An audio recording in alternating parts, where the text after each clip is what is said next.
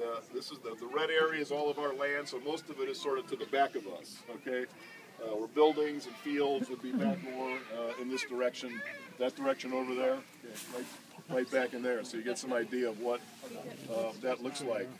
So I just have a few minutes to just chat with you, and then Barksdale will say a word.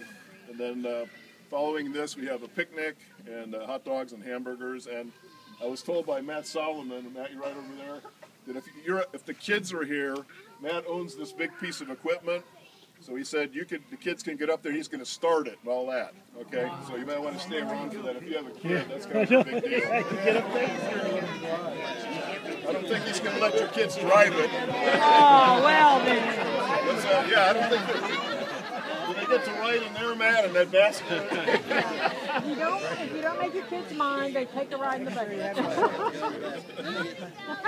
Let me just remind you that this we're standing here in the culmination of like a 10-year process, and there's much more to go. There's a lot yet in the future, and this is kind of a slow moving deal. But we have examined and re-examined and prayed and questioned and re-envisioned sort of what all this means. And I do think that at one time we had more about our own church in mind and what our needs were and what we thought was best for Wildwood. And over the years we've transitioned our thinking, because I think we've grown up a little bit biblically and kind of theologically into more of a question of what does it mean to love the people around us.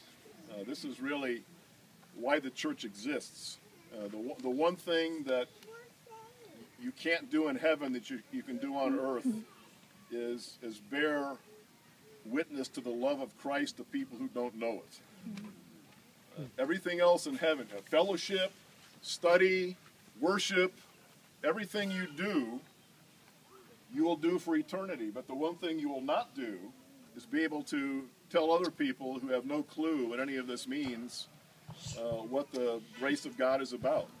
And we're pretty convinced that as culture changes, as people move into more secular thinking on how they're living, and that's even true in Tallahassee, it's true of the people in your own neighborhoods, that it's even more incumbent upon us not just to have a voice by telling people, what we think the truth is, but it's more important that we demonstrate it. Mm-hmm. That we say to the world, this is what the love of Christ looks like. Mm-hmm. And what that is a sacrificial way to live, so that your life and your interests aren't in first place, but you're willing to subordinate your needs for the needs of others. And this piece of property is sort of a corporate opportunity to do that. You can do that in your own personal life, you can do that in your family, and we're going to continue to do that. You do that in your neighborhood, you do it at your workplace, you do it in the other environments that you live in, but this is a corporate statement. I mean, we have the best facility in the city of Tallahassee, right now. I mean, in terms of its beauty and its functionality, it's an incredible piece of, and we're saying, we're willing not to have that for the sake of others. No, that's no feather in our cap. It's just kind of what I think we're called to do and how we're called to think. Mm-hmm. And I just have to say this, because a lot of us, in 5 and 10 years, fade off the scene. A lot of the guys that are spearheading this, in 10 years, are going to be out of the picture.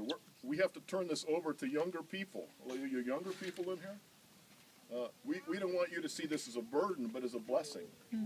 This has got to be a blessing. You have to see this as an opportunity to see God do really amazing things in your community. And if you don't see that, then it's going to be hard to envision all the things that we hope to do out here. So I've never seen this as a church growth strategy. We want to find out how to make the church grow. So let's build a community center.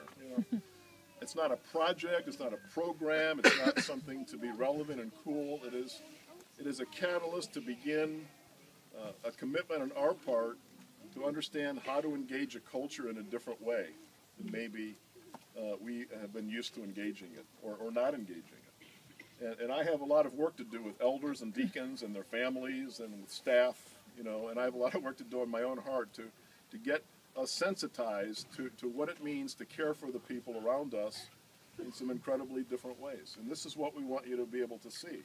And we know that this is, it's a big endeavor. It's going to take a lot of time. Over over the years. We haven't said much because we haven't had a whole lot to say. But now a lot of things get kind of put in place here. And again, we're doing this whether people appreciate it or not, whether they love us or not. I would expect, because of this project, that there will be people who will, outside the church, maybe inside, who will criticize us, who will judge our motives, and not like us. And I'm saying to you, that's okay, because that's what our Savior's love is all about. We want to be able to say, we know that you may feel that way. Many won't, some will, but we know that, and we're prepared for that because our Savior loved us when we didn't believe what he believed. Did you hear me say that this morning? Yes, yes. Our Savior loved us when we were not on didn't have his agenda. When we were off doing our own thing, not caring about him, that's when he gave his life to us.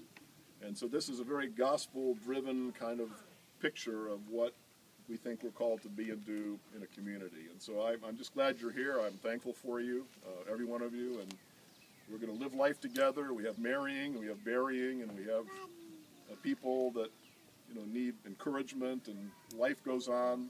But the bigger picture is not just getting through, making it to heaven. The issue is whether we as a group of people say we're here to tell the world that Jesus is real, and we demonstrate that by words, and more particularly in this culture, by our deeds.